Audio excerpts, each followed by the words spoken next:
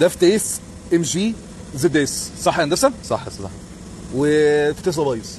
هو مش كله بايظ، جزء منه. جزء منه. ممكن تشرح لنا ايه اللي بيبوظ الفتيس دوت اللي عشان الناس ما تقعش في المشاكل؟ بص، عامه الفتيس ده جالي مكسور، المشكله ان هو مكسور في القطعه دي، يعني ده مكسور في الحل. ده مكسور طبيعي لو يبوظ. بالظبط. فضه زيت. نسبيا الزد اس بتبوظ فتيس كتير؟ لا ولا مش كتير، قليله؟ صح؟ لا قليل جدا، قليل جدا. بيبقى اهمال كمان. هو فتيس 4 سرعات، اعتيادي اعتمادي، ما فيش فيهوش فيه مشاكل مشكلة خالص. لا ما فيهوش اي مشاكل خالص. طيب. بس هي في مشكله واحده، لو حد اتاخر على الزيت فتره طويله في الغيار هو بيبدا يبوظ بليه الكورونا. بليه الكورونا بتعمل رايش، بيسد طعم البلوف ده. بليه الكورونا ديت اللي هي انهي بليه الكوبلين الداخلي. الكوبلين الداخلي؟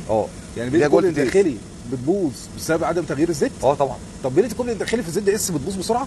لا مش زي الام جي 5. مش زي الفايف. مش زي الام جي 5 خالص. اقل.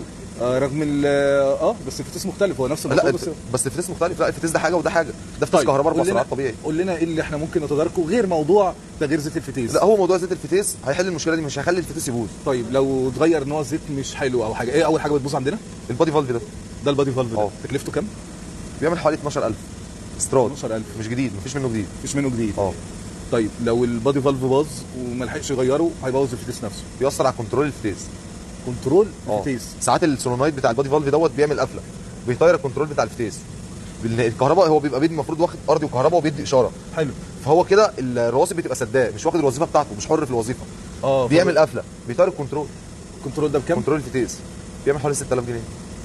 طب الفتيس بقى ذات نفسه يعمل له في حدود كام؟ يعمل له في حدود 45000. 45000؟ فتيس كامل استراد. ده بتركيبه ولا من غير تركيبه؟ لا مش من غير تركيبه. التركيب 2000. تركيب 2000 ده غير زيت الفتيس؟ غير الزيت طبعا. يعني سكه 3 4 مثلا 3. يعني هو كده ممكن يقفله 50000 جنيه واكتر. واكتر كمان؟ ما بالمصنعيه والزيت ممكن 50000. 50000. ربنا يعين الناس والله. احنا يعني بنحاول ان احنا ما نعملش كده. يعني هي العربيه دي مشكلتها ان هي كانت في البادي فالف والحله. طب وهي الحله بتتكسر على طول؟ لا ده هي حادثه قضاء وقدر. لا مش طبيعي. لكن مش زي الفايف مثلا واطيه فبتكسر الكارتيره، مش اي حاجه؟ لا ما فيهاش الكلام ده. طيب الحمد لله، يعني الموضوع بسيط وملموم. بالظبط. الحمد لله. شكرا يا هندسه وجزاك الله خير. العفو.